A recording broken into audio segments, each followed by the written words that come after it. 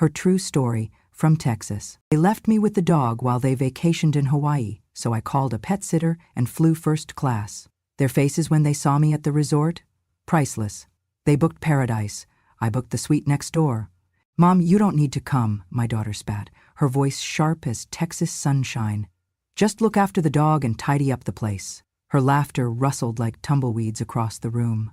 My son flicked his nail as though sweeping dust from a counter. "Yeah, your absence is more useful than your presence right now," he added, his tone cold and dismissive.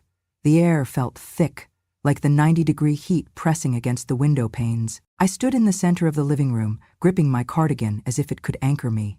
The cicadas outside were louder than my family's silence. This house, once a sanctuary of Sunday dinners and birthday candles, now echoed like a stranger's shell. My chest tightened. They saw me as a burden, unspoken but clear. But under the hurt, something stirred. I straightened. "I have been your mother," I said, voice shaky but rising. Years of care collapsed in that moment, unrecognized. My son looked away. My daughter smirked.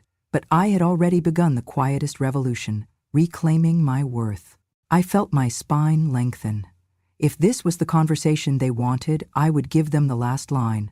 "I understand," I said, pausing while they let the words settle like stones in the dust. "I understand. You don't want me here. You think my presence is a burden."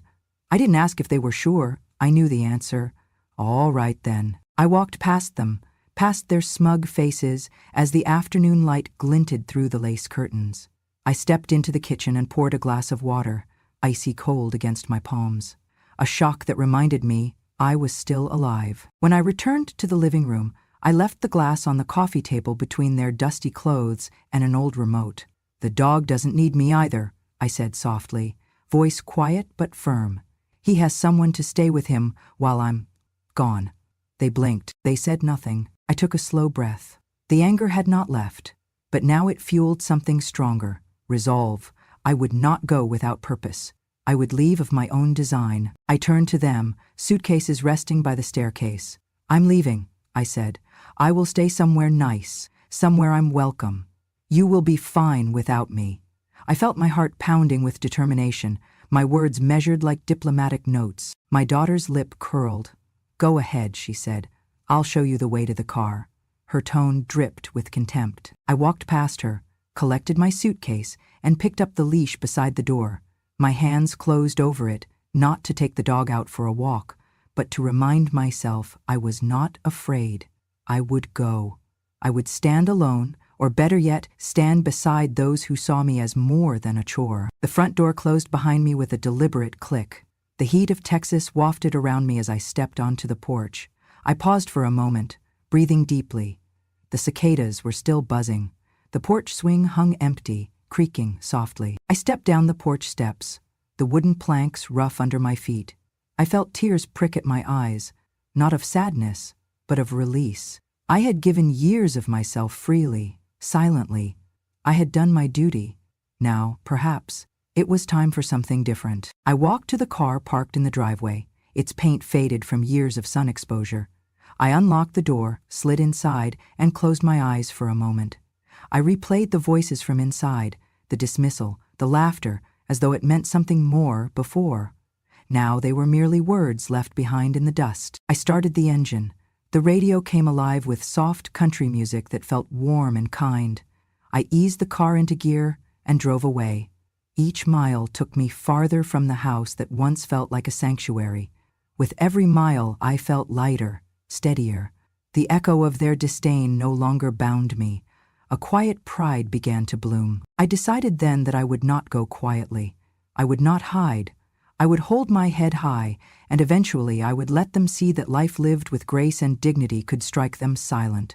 If they thought I would fade into the background, they had underestimated me. My fingers tightened on the steering wheel. I had no itinerary, only purpose. I would not let their words define me. This was my moment, not theirs.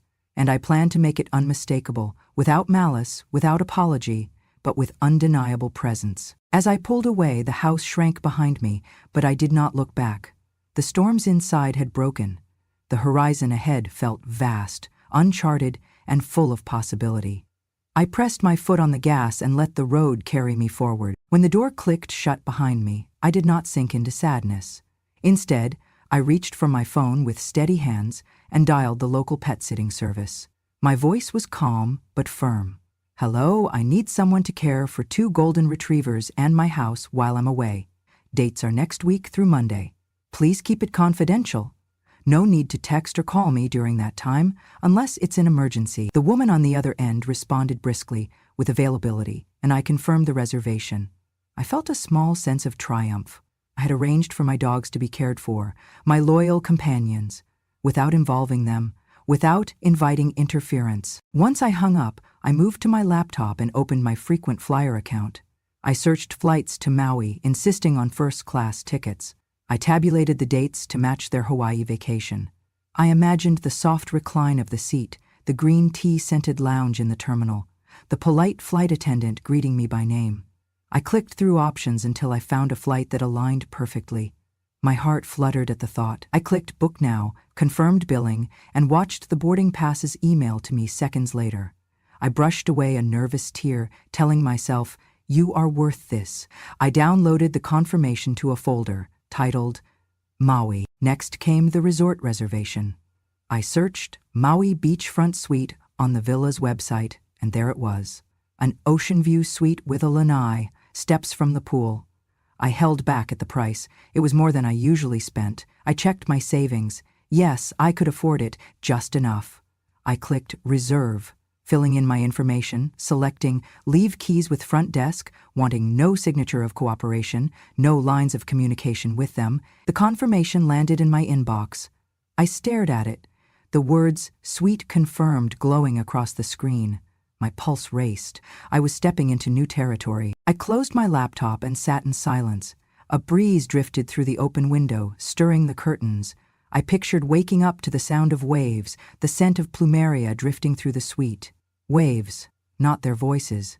I moved into the dining room and set out a small pile of clothes for the trip. A linen dress, sandals, a cardigan for the plane. I tucked in a good novel, a silk scarf, my favorite reading glasses, some special lotions I'd kept for days like this.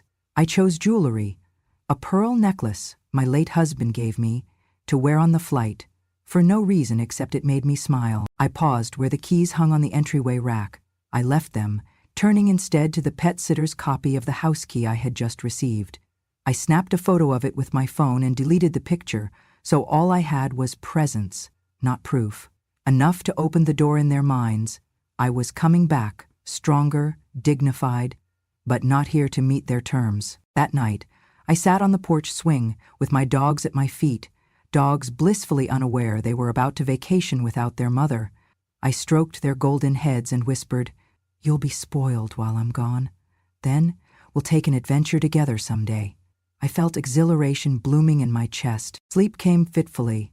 I dreamt of tropical flowers and palm leaves brushing my skin. My alarm sounded at dawn. Without hesitation, I tucked my phone and passport into my purse and left the house, locking the door quietly behind me. I kept glancing back, not out of fear, but to steady my resolve. I had arranged everything in secret. They would not know until I was landing. At the airport, I breezed through check-in and security, seated in the lounge sipping green tea. A man behind the counter smiled as he slid my boarding pass across. "Enjoy Maui, Mrs. Harris." My heart swelled. For once, someone saw me as more than just a caretaker or a burden. I existed as a woman with agency, with desires. On the plane, I reclined fully, closed my eyes, and for the first time in years, allowed myself to breathe out all their voices. I pulled out my book, opened to chapter 1, and read a page. I felt tears, but they were not sad. They were signs of freedom. The flight descended, and I watched as Maui unfolded beneath the clouds, a quilt of green mountains and blue sea. The plane door opened, heat and sunshine streamed in. I stepped onto the runway, suitcase wheeling beside me, and inhaled deeply. I was doing this for me. I walked into the airport lobby and felt an unexpected flutter in my chest. Gone were the anxiety and resentment I'd carried at home. In their place was something lighter, anticipation. I had checked in online, but the moment I approached the first-class desk, the attendant greeted me with a sincere smile and handed me a priority boarding pass.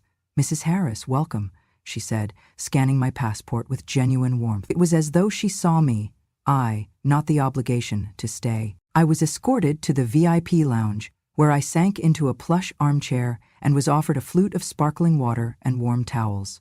Around me, travelers conversed quietly or typed away on laptops. I watched people smile at me, not with pity, but as if I belonged. The soft hum of the lounge, the scent of almonds and coffee, the gentle clinking of glass, it felt like stepping into a sanctuary I had earned. Announcements sounded. First-class passengers boarding Southwest Flight 32, Maui. My heart hummed. I gathered my belongings and walked with purpose toward the departure gate. Once inside the cabin, I eased into my seat and exhaled. The leather reclined fully, memory foam cradled me. A friendly flight attendant appeared and offered a choice of champagne or juice. I raised a glass to myself before the plane even taxied. As we took off, the city light shrank behind us. The safety demonstration faded into the background as I sipped my bubbly and gazed through the window. I was leaving behind 90-degree Texas bitterness and stepping into warmth that felt like permission. The in-flight dining service arrived quietly, a light spring salad, grilled fish with roasted vegetables, and a lemon tart for dessert. Each bite was fresh, soothing. Nobody handed me a chore list or asked me to tidy up. Instead, they catered to my comfort, to my needs. The cabin lights dimmed. I reached for my book, a novel I had started months ago but never gotten past chapter 3. Now I read with ease, savoring the words without guilt. I closed my eyes briefly and thought, I am not an inconvenience. I am entitled to this. Sleep came later, gently. I unbuckled the belt, stretched my legs, and felt the fullness of a first-class seat fold beneath me. I drifted into a light nap, thinking of palm trees and sandy shores. When I awoke, the sun was higher, the skies clearing. I pressed the call button and a small tray appeared with fresh fruit and coffee. I looked out the window at the Pacific below. Its vast expanse mirrored the freedom I felt in my chest. Throughout the journey, I caught tiny affirmations. A toddler asked his mother in hushed tones, "Who is that nice lady in first class?" A flight attendant passed me a small note. "Enjoy your vacation, Mrs. Harris." I wanted to cry, not from sorrow but from relief. I was being seen as a person, as someone who deserved dignity and self-care. We began our descent into Maui. The island appeared beneath us, emerald green against sapphire water, dotted with coral sand beaches. I pressed my forehead to the glass and whispered, "Yes." The anticipation swelled. Soon I'd stand barefoot on soil warmed not only by the sun, but by my own worth. When we landed, I gathered my bag and followed the others into the arrivals lounge. My sandals brushed the smooth tile, and I took a steady breath. The Hawaiian sun poured through the open doors, welcome and forgiving. I felt my shoulders drop, my mind release its grip on resentment. A resort shuttle awaited. I settled into its seat and watched the drivers navigate palm-covered roads towards luxury. As the vehicle turned into the resort's driveway, a fountain sprayed in soft arcs and a lei was draped around my neck by a smiling staff member. I stood taller as she said, "Welcome home, Mrs. Harris." I stepped inside the grand lobby, high ceilings, ocean breeze, hushed piano. No one here cared that I had once been dismissed. Here, they treated me as a guest, a person worthy of their utmost care. My suite lay just across the hall from my daughter's reservation, but I refused to think of them for now. This was my arrival. In my room, a welcome basket of fruit and flowers waited. I set them on a glass table, inhaled their sweetness, and unzipped my suitcase. I changed into a crisp sundress, feeling the fabric brush fresh against my skin. I walked slowly to the lanai, overlooking the pool and the sea beyond. The surf crashed in distant rhythm. It felt like applause. I sank into a chaise lounge, the breeze lifting my hair. I closed my eyes and whispered to myself, "I'm worth this. I've earned this." The words felt foreign, yet right. I reached for my phone and texted my son, "Made it. I'm relaxing." I didn't add anything more, no need for justification. As I stretched out in the sun, I noticed something miraculous. I was calm. Not numb, not stressed. Peace had returned in gentle waves. I had resisted being mediated by their terms. Instead, I chose to stand by my worth. Here, in Maui, I reclaimed my dignity, and I would let them see that, without so much as a wave. I pushed through the double doors of the Maui resort and was immediately embraced by sunlight filtering through towering palms. Golden light danced on the tiled floor, warming my skin even before I felt the tropical breeze. The scent of frangipani and hibiscus drifted around me, as if the entire resort was smiling in welcome. I walked slowly, savoring each step, the soft echo of my sandals on the marble, the gentle hush of unfamiliar voices mingling with the distant rush of surf. A resort attendant approached me, eyes kind and professional. She spoke my name as though it mattered. "Mrs. Harris, welcome back." And a folded custom itinerary was placed in my hand. I nodded, tongue loosening, responding with a soft mahalo.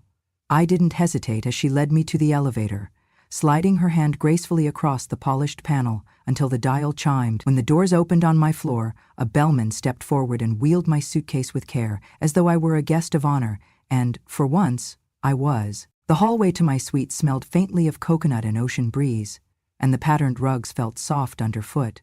Small details caught my eye. Orchid garlands floating in glass bowls, artful carvings of sea turtles inlaid on the doors, the happy laugh of children drifting from the common area. As I approached the suite door, my heart fluttered, a mix of emotions I had left behind in Texas: doubt, fear, erasure. Here in Maui, those things were evaporating in the heat, replaced by something infinitely more powerful: belonging. The bellman stepped aside as I inserted the key card. The door clicked open, and I stood for a moment on the threshold, breath catching as the full scene revealed itself. The suite unfolded like a painting bathed in light: wide-planked teak floors, a living area with creamy sofas, and beyond that a glass wall opening onto a lanai with unobstructed views of the turquoise ocean. The scent here was different too: brine mixed with sandalwood, warm linens with a hint of paradise. A small pillow awaited on the chaise, embroidered with my initials in gold thread. A chilled bottle of sparkling water lay in a tray with 2 glasses. I closed the door behind me and let the moment breathe. No one waiting with criticism, no chores assigned, no demands. Just me, the space, the horizon beckoning. I set down my suitcase and padded barefoot across the floor. The gentle crash of waves grew louder, more intimate, as I stepped onto the lanai.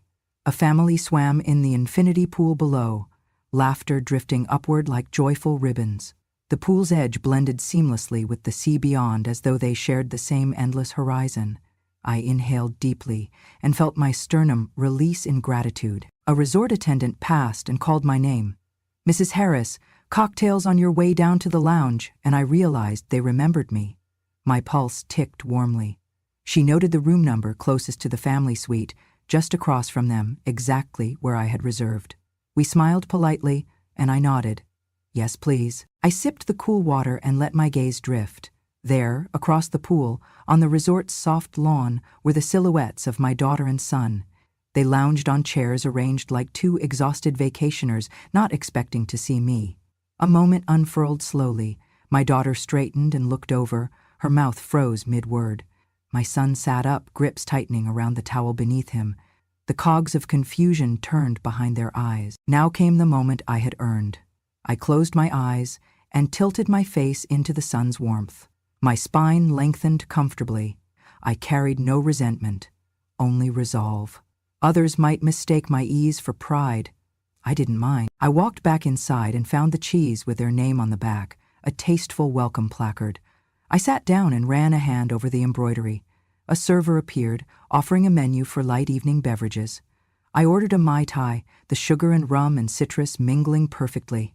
The glass arrived, complete with orchid garnish and sweet condensation. Glass in hand, I stepped back onto the lanai. The breeze picked up, gentle, reassuring. I raised the glass subtly, just high enough for them to see. They looked.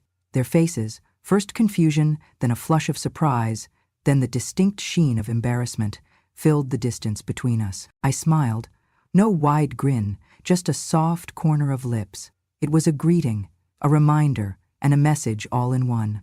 I am here. I belong. They lowered their eyes. My daughter wrapped a shawl around her shoulders, as though she might have to confess something. My son stood, moving slightly closer, but the distance between suites was their choice to cross, not mine. The sun dipped golden behind the palms, bathing everything in soft light. I leaned back, watching the waves at the horizon with calm determination. I didn't need applause. This moment was for me, an affirmation of worth shaped through service and sacrifice, tempered by neglect and condescension. Inside the lounge, patrons paused mid-sip to look at us. I relaxed even more, settling deeper into the chaise. The world was large, and I was exactly where I belonged. A few minutes later, my daughter and son rose together and began walking toward me. I didn't look at them again until climbing the lanai steps. When I did, their expressions mirrored mine from earlier. They were not the center of this story anymore. My daughter swallowed. "Mom, we, weren't expecting you here." I nodded, glass steady in my hand. "I thought you should meet me here." Her eyes glistened. I tapped my lips gently with the glass. "I'm glad you did." My son appeared at her side, exhaling. "I'm happy you're here. I raised a finger, politely pausing him. "I deserve this. A chance to be seen as more than a caretaker." I set the glass down on a low table. "We can enjoy dinner later if you like, if I'm welcome." They nodded.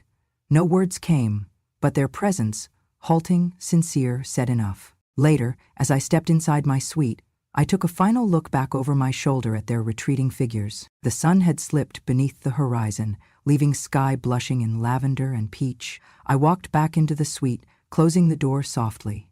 I set my Mai Tai on the counter and exhaled, a long, steady breath. In that radiant stillness, I affirmed. I had taken my place, no permission asked, no apology offered, just belonging earned. And this was just the beginning. I had just settled onto the poolside chaise with my Mai Tai in hand when I spotted them. My daughter and her husband, caught between the umbrella-dappled shade and the shimmering blue of the pool, were reclining in lounge chairs, towels draped across their shoulders.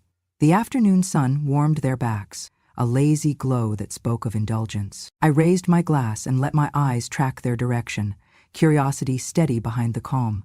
They noticed me at the same moment I smiled, a small, controlled curve of my lips. Instantly, they sat upright, startled, as though the air around them changed in an instant. My daughter's sunglasses slipped down her nose, her husband's mouth hung open, his eyes wide. Their world tilted. Time slowed. My daughter's jaw dropped, her cheeks drained of color. I could almost see the wheels spin behind her eyes, confusion, embarrassment, disbelief. My son-in-law set down his drink so abruptly it rattled against the table. They looked at each other, half speaking through shared shock. I rose gracefully, glass in hand, and stepped toward them. The resort hummed with guests and servers, but all I felt was their gaze, sharp, curious, uneasy. I remained composed, letting the gentle sound of pool water and distant laughter form a backdrop to two hearts that had just noticed I belonged here. Once close enough, I offered my glass in small, deliberate gesture. "Lovely afternoon, isn't it? Can I join you?" My voice was soft as ocean spray, but carried authority. My daughter closed her mouth slowly. She pressed her lips together and nodded slightly.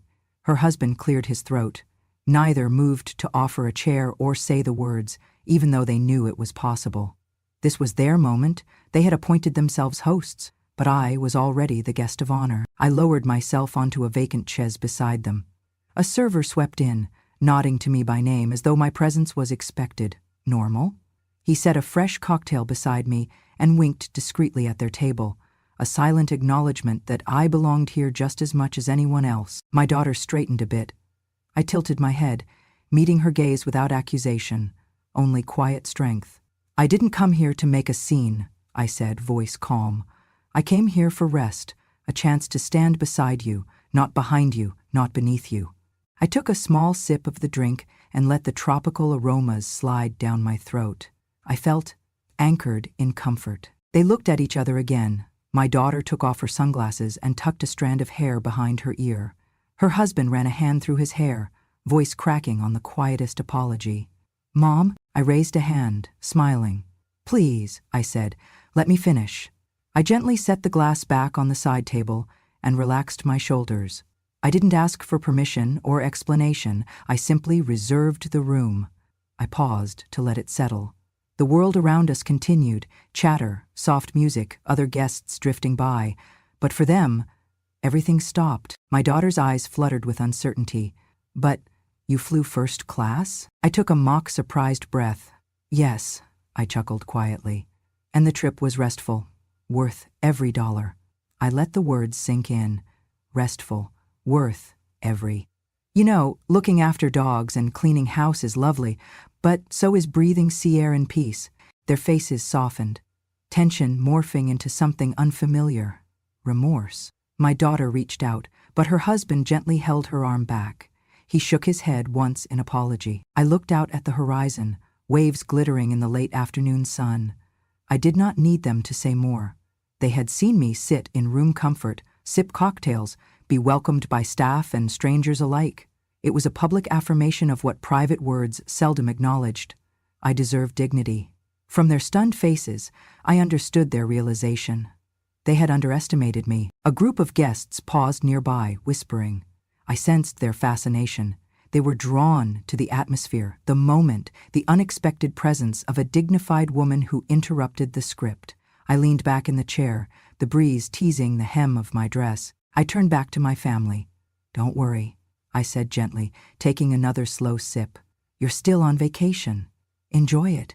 My daughter's eyes flickered with tears, and she blinked them away. Her husband offered a small nod, as though promising they would talk later. I smiled and lifted my glass in a quiet toast. To new perspectives, I said softly. And to peace. They remained still. The sun dropped lower, the pool lights brightened, and the resort began to hum a different tune, a melody of acceptance. Slowly, my daughter reached out. She didn't touch me, but she signaled welcome. Her husband exhaled. A small truce formed in that graceful pause. In that moment, I understood the power of stillness, of presence, of quiet reclamation. I finished the cocktail, set the glass down, and rose once more. I kissed the top of my daughter's head and looked at my son-in-law. I'll see you at dinner, they nodded. I stepped away, the soft click of my sandals on stone echoing calm. I walked back to my suite across from theirs, each step resonant with certainty. I belong.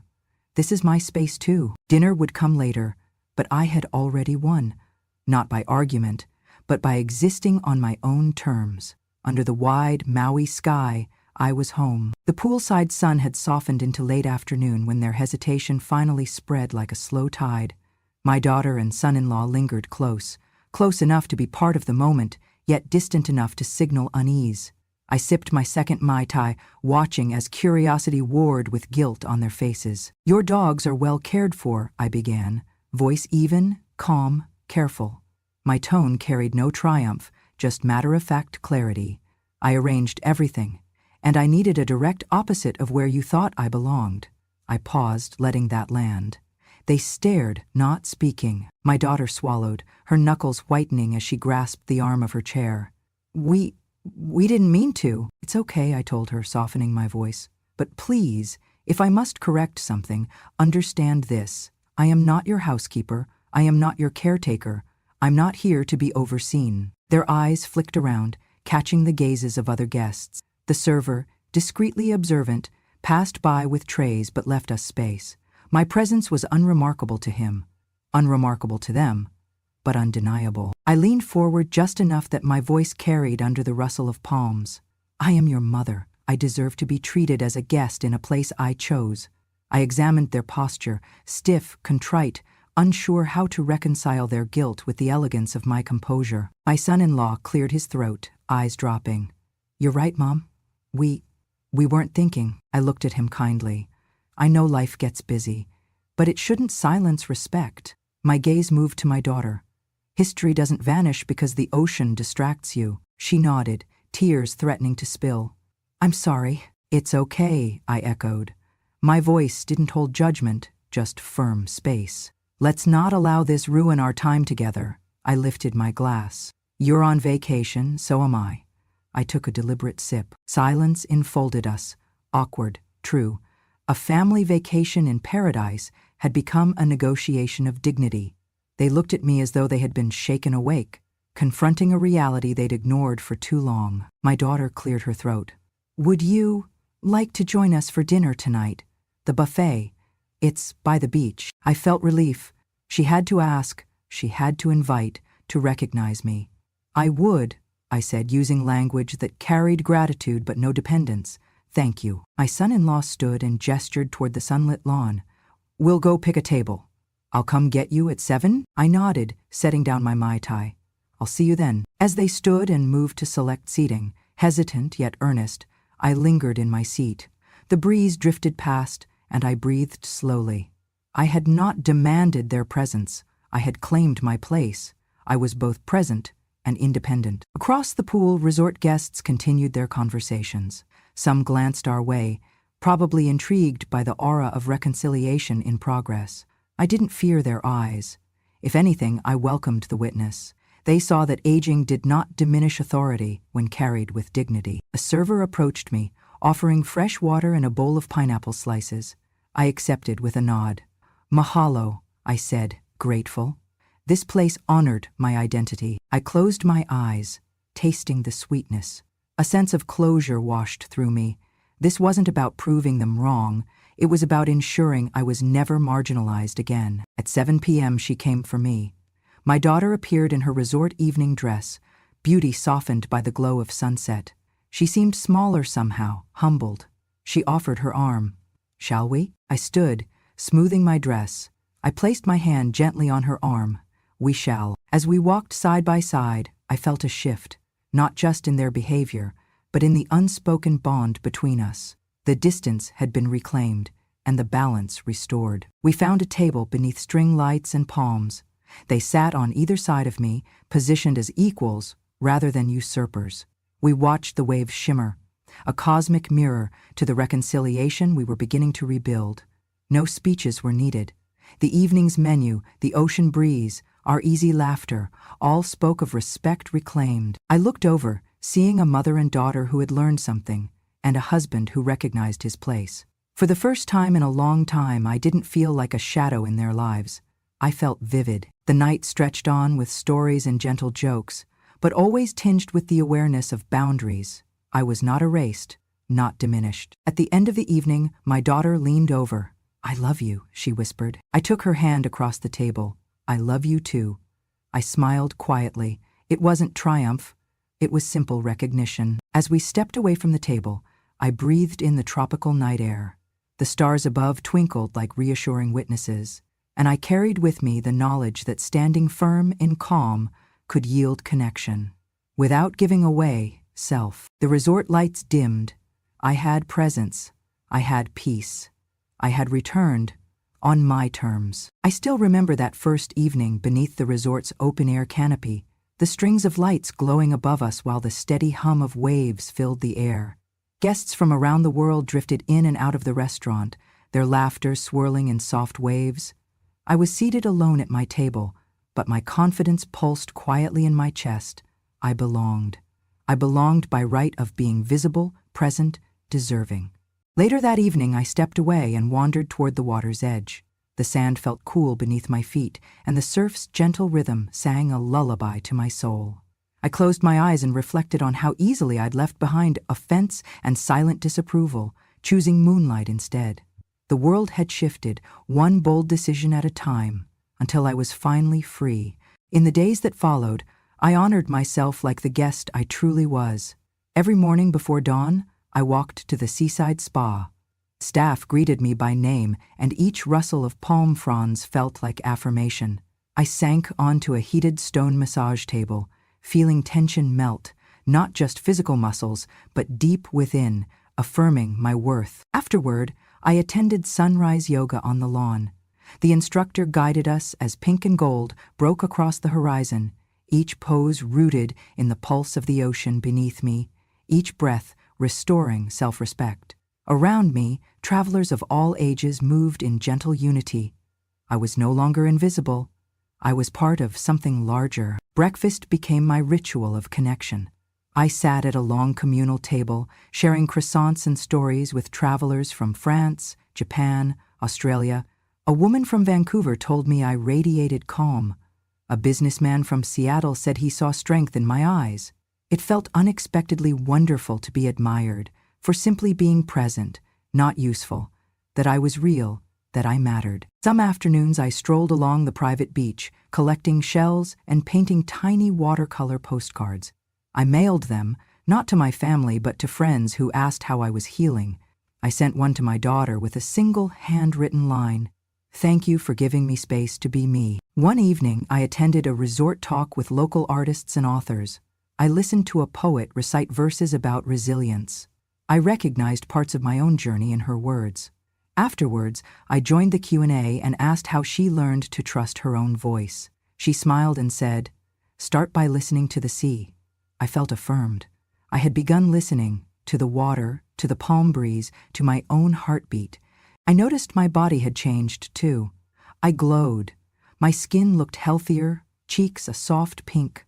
I realized I was sleeping deeply and waking before dawn, not because I had to, but because I wanted to. My feet no longer carried the weight of guilt. I walked with grace, confidence echoing in each step. One afternoon, I wore a sundress I had brought from home. Today it felt beautiful, not sensible or hidden. A resort attendant complimented it, calling the color radiant under the sun. She handed me a flower and tucked it behind my ear. I felt seen. Money matters were simple.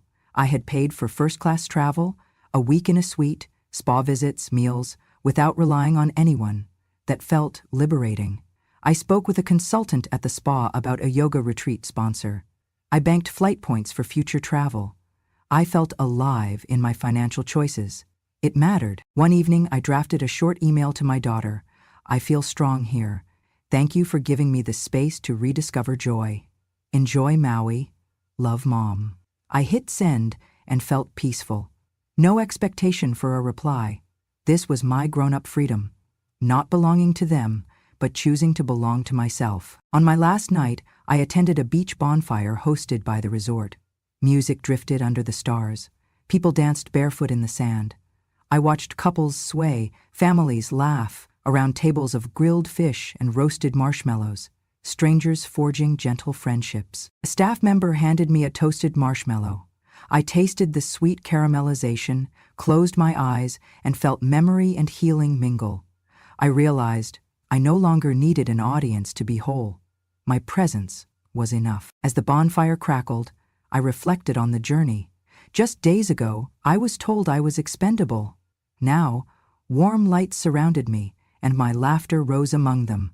Light, free, unapologetic. I had reclaimed something more precious than attention, my dignity, my choices, my peace. Barefoot on the warm sand, I felt whole beneath a sky I once only glimpsed through windows. The ocean did not ask me to be small. The stars did not need me quiet. I belonged, visible, unbroken, loved. I raised my glass to the gold-dipped horizon, champagne catching the last light. Palm fronds swayed, the sea hummed, and I closed my eyes to the breeze, welcoming it like an old friend. For once, I was enough. Behind me, quiet murmurs grew. I turned and saw them, my daughter and son-in-law, just beyond the pool's edge. They hesitated. They watched. I lifted my hands slowly in greeting. Not to forgive, not to invite, just to be. Their eyes followed me as I walked to the water, lifted my glass again, and toasted the dusk. We did not speak. We did not need to. I was already home, and I would never shrink again. My daughter spoke first, voice barely above a whisper. "Mom, I held up my champagne gently.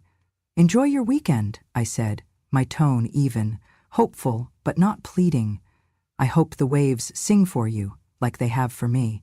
I paused, letting the words land. "And remember, so do I." She swallowed and nodded. My son-in-law reached out, thumb brushing over the rim of a cocktail. Neither of them moved to cross the threshold yet. I understood. They needed their moment. I had taken mine. I walked back to my suite's lanai, the golden light dancing across the glass door. The soft click as I closed it behind me sounded like permission given to myself. This is where I stand. My suite, my peace, my choice. Inside, the living area glowed. Candles, a small dish of local fruit, flowers scented with plumeria. I poured another glass, inhaling the sweetness of salt and promise. From my window, I watched them. They lingered at the pool edge for several minutes, quiet and still. Then slowly, side by side, they drifted back toward their own suite, the gap between us still intact, but framed now by respect rather than fear or dismissal. I stood on the terrace, champagne in hand, and whispered to the evening wind. Thought you could leave me in Texas and forget? Look where I am now. Despite the lingering ache from past wounds, my heart pulsed with quiet elation. I was standing tall in paradise, my paradise on my own terms. I had flown across continents, not to steal their spotlight, but to reclaim my own identity. I had stood confidently inside a luxury I had earned through years of love, care, and silent perseverance. No need for dramatic confrontations or tears. I chose calm dignity. That alone made it unforgettable. The palm trees rustled softly, as though applauding. I lifted my glass to myself, to compassion, to self-worth. Night deepened. Lanterns lit the pathway. Stars blinked into existence overhead. I sipped, savoring balance between sweetness and breeze. I felt serene, luminous, free. Later, I stepped into the hallway leading to my suite. I saw their door across from mine. We were neighbors now, 2 suites, different stories. I reached in my pocket and pressed the doorbell of their room once. So they opened the door. My daughter's eyes flickered, his too. We stood there for a heartbeat. No awkwardness, only understanding. I smiled. Good night. Simple. Enough. They said good night, voices small. I walked back into my sanctuary. Ocean sounds drifting through the sliding door. Soft carpet under my feet, lanterns glowing warm. I set the champagne flute on the table and sank onto the chaise, legs stretching toward the sea. I closed my eyes, and the memory of this evening wove into my soul. No need to shout or to apologize. My quiet confidence said it all. Between the golden light and emerald sea, I fell into a deep, full smile.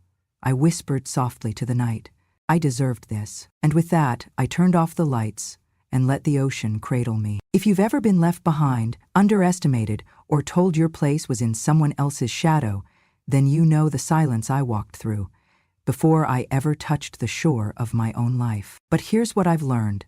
Dignity is not something they give you. It's something you remember you always had. When they flew off to paradise thinking I'd stay behind and sweep up after their dog, I chose something different. I booked the suite next door.